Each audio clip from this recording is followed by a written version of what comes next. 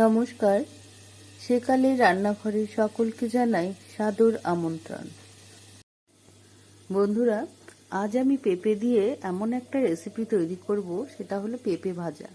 এই পেঁপে ভাজা তোমরা আগে কখনো খেয়েছো কিনা জানি না। আমি কিন্তু এক জায়গায় বেড়াতে গিয়েছিলাম, সেখানেই আমি এই পেঁপে ভাজাটা খাই। খেয়ে আমার কিন্তু ভীষণ ভালো লেগেছে, তাই আমি তোমাদের সঙ্গে এটা শেয়ার করলাম। যারা খেয়েছো তারা তো নিশ্চয়ই জানো কেমন লাগে, আর যারা খাওনি তারা আমার এই রেসিপিটা যদি ভালো লেগে থাকে তারা অবশ্যই বাড়িতে ট্রাই করো এবং কেমন হলো আমাকে কমেন্ট করে জানাতে ভুলবে না।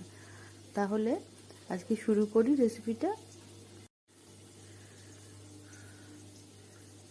আমি একটা পেঁপে নিয়েছি, পেঁপেটা অনেকটাই বড় ছিল, ওটা আমি রান্না করে ফেলেছি। আর এই আধখানা রয়েছে, আমি এই আধখানা পেঁপেটাই আমি ভালো করে ধুয়ে আগে কেটে নেব।